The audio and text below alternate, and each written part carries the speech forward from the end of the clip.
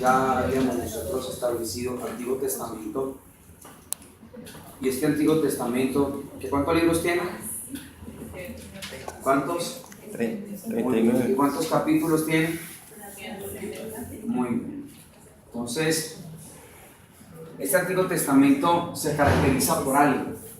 El Antiguo Testamento se caracteriza porque en toda su literatura, en toda su expresión, ¿sí?, está acompañado de lo que son señales, de lo que son, digamos, ritos, de lo que son ceremonias. Todas estas cosas que están establecidas allí. Y todo este tipo de verdades en el Antiguo Testamento tienen la connotación de llevarnos a nosotros a entender o a ver en este Antiguo Testamento verdades del nuevo. En otras palabras, la única manera de yo poder entender el Antiguo Testamento, donde hay señales, donde hay ritos, donde hay ceremonias, cosas donde de pronto muchas veces nosotros vamos a leer y a estudiar y no entendemos, la única manera de poder comprender el Antiguo Testamento es a la luz del Nuevo. Entonces ya hemos hablado que el Antiguo Testamento era un mundo de señales, de sombras, si lo recuerdan, pero el Nuevo es la esencia de todo lo que el Señor quiere. Voy a hablarles un poquito acerca de lo que son este tipo de señales. Una señal normalmente a uno lo que hace es indicarle, ¿sí?, la ida a algo. Por ejemplo, aquí hay señales, ¿cierto? Ruta de evacuación y seguimos, puras señales, donde el fin de esas señales es llevarnos a un punto específico. En el mundo espiritual es igual. Y el Antiguo Testamento es una gran señal para llevar el corazón del creyente a lo que es la vida de la palabra. Y la vida de la palabra se halla solamente ¿en quién? En nuestro Señor Jesucristo. Entonces, una persona que empieza a estudiar la palabra del Señor, ¿sí?, y empieza con el Antiguo Testamento se da cuenta que es un mundo de señales.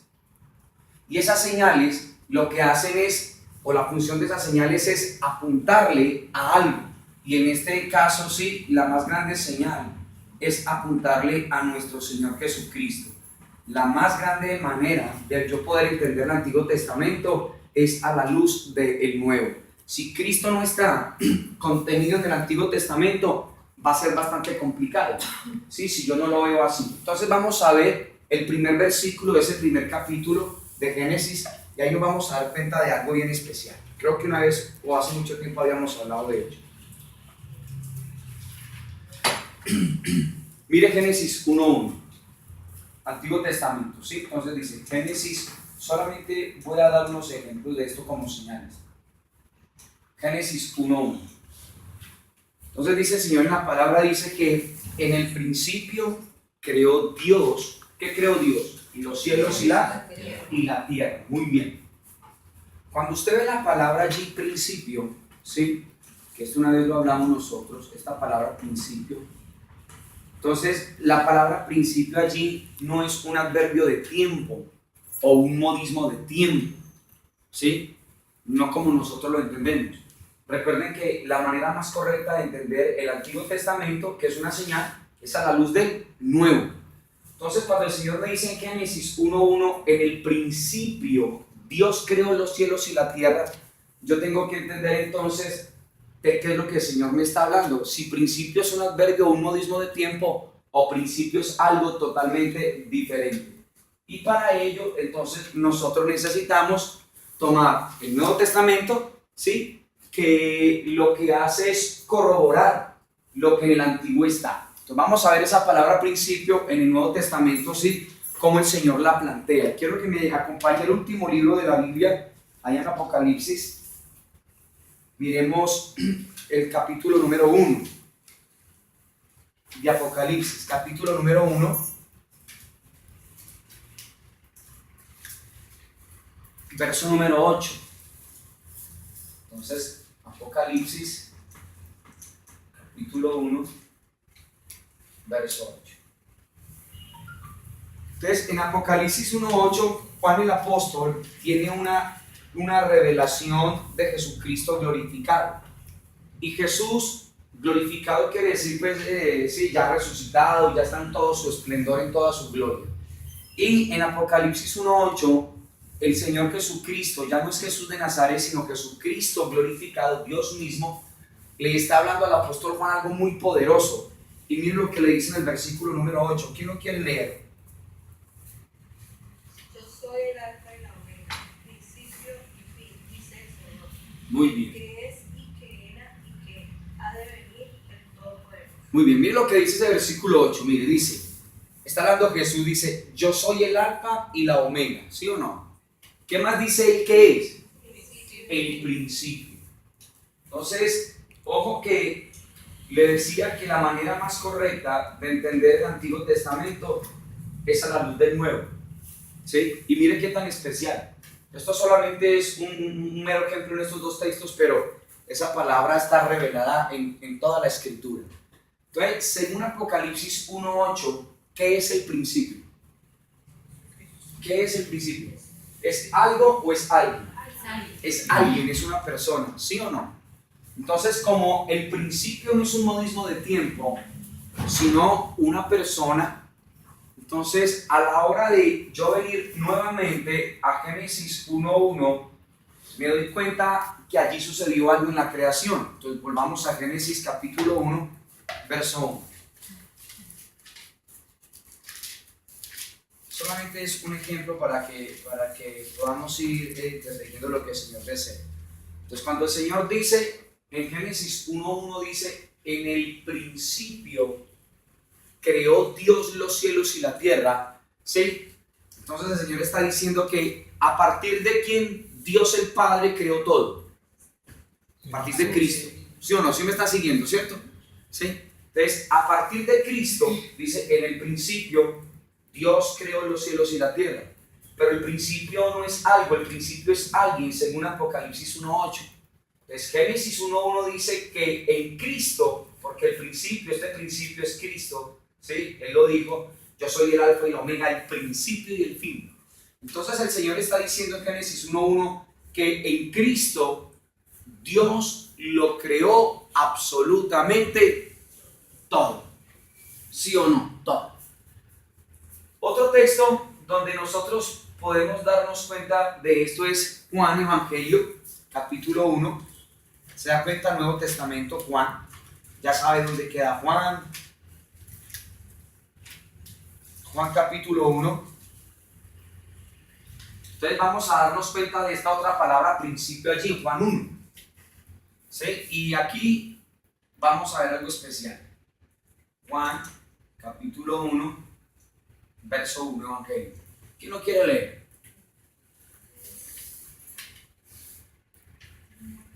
En el principio era el verbo y el verbo era con Dios y el verbo era Dios. Entonces mire qué tan tremendo aquí. Aquí está diciendo Juan el apóstol, ¿sí? También la palabra principio. Esta palabra principio, según ese contexto de Juan 1:1, ¿es diferente a esa? Miremos a ver. En Génesis 1:1 dice que en el principio, que ya nos dimos cuenta que no es un modismo de tiempo, ¿sí? Ni un adverbio de tiempo, sino una persona que es Jesucristo. El Señor está diciendo que todo lo hizo a partir de Jesús. Pero Juan 1:1 dice que en el principio estaba el verbo. ¿Qué es el verbo? ¿O quién es el verbo? Cristo, ¿cierto? Cristo es la palabra. Miren todas estas cosas tan poderosas. Pero de Juan 1:1 dice, ¿sí? Que en el principio era el verbo. Pero el verbo es Jesucristo. Pero esta palabra principio en Juan 1:1 ya no me está hablando de alguien, sino que aquí sí es un modismo de ¿qué? De tiempo, ¿sí o no? Porque dice Juan 1:1, en el principio era el verbo. Si esta palabra aquí en Juan 1:1 nos notara a nosotros a Cristo, entonces estaría repitiendo, ¿sí? Dice que en Cristo era Cristo. Entonces, este modismo de tiempo aquí en Juan 1:1 me dice que antes de todas las cosas siempre Cristo ha estado, siempre. El Padre lo hizo todo a partir de su Hijo Jesucristo. Colosenses capítulo 1. O sea, usted aquí se está comiendo algo bien especial. Colosenses 1, creo que es el verso 15 en adelante.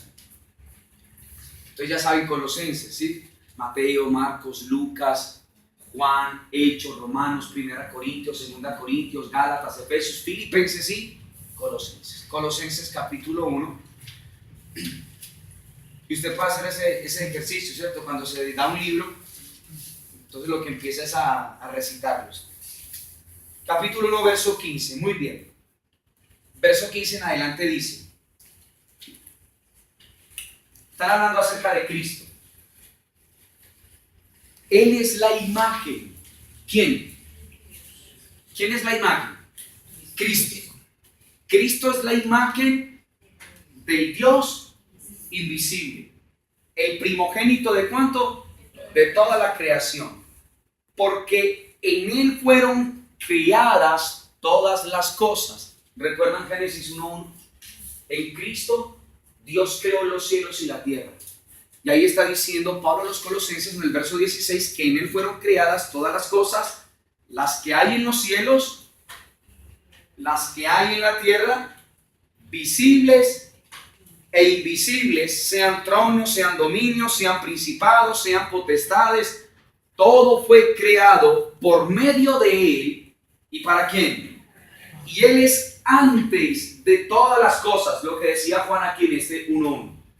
Él es antes, en el principio era el verbo. Él es antes de todas las cosas y todas las cosas en Él subsisten. Entonces vuelvo y le digo, la mejor manera de entender el Antiguo Testamento, que está lleno de señales, de ritos, de ceremonias, de un montón de cosas y de normas allí, es a la luz del Nuevo Testamento. ¿Sí? Eso es algo que tiene que hacer el creyente, cada uno de nosotros. ¿Sí? Por eso yo cuando le hablo a usted de calidad de tiempo es eso. La calidad de tiempo quiere decir, sí, poderme apartar para, con la ayuda del Señor y del Espíritu de Dios, ir interpretando, ir dándole la claridad a lo que el Señor me está permitiendo entender a mí. Pero la manera más correcta de entender el Antiguo Testamento es a la luz del Nuevo. No hay otra forma, porque si no, usted va a quedar aquí con un montón de interrogantes, ¿sí? En esta parte. Entonces, lo más valioso del Antiguo Testamento es que siempre nos van a mostrar es a Cristo en todo lo que usted pueda entender y comprender. En todo, en cada versículo y en cada libro. Génesis nos va a hablar de Cristo, Éxodo nos va a hablar de Cristo, Levítico de Cristo, Números de Cristo, Deuteronomio de Cristo, Josué, Jueces, hasta que termina. Si a la hora de yo estudiar la palabra, Cristo no es el que yo estoy viendo ahí, entonces esa es una manera difusa y errada de poder estudiar la palabra del Señor. ¿Por qué? Porque toda la palabra de Dios, lo único que me tiene que mostrar y revelarme es a Cristo. Miremos otro ejemplo en Éxodo, pues, en el siguiente libro, después de Génesis. Éxodo. Vamos a ver allí algo bien especial en Éxodo. Miremos el capítulo, el número 17.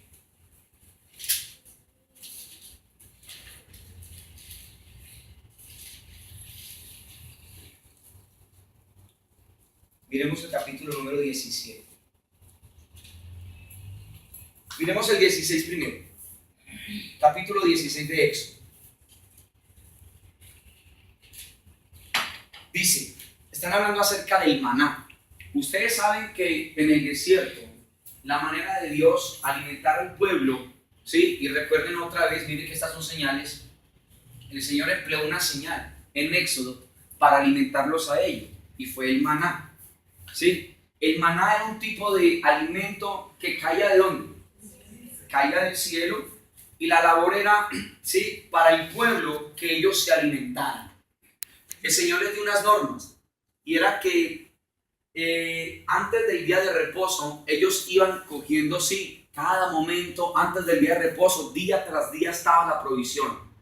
Pero cuando se acercaba el día de reposo, Dios les autorizaba a coger la doble porción. Durante la semana, el que cogiera más, sí, de lo que Dios había establecido, dice la palabra que ese maná se le dañaba, se le agusanaba. O sea, ahí hay una señal, ahí hay algo bien especial. Entonces, mire lo que pasaba con el maná, y ahora vamos a ver, ¿sí?, la parte del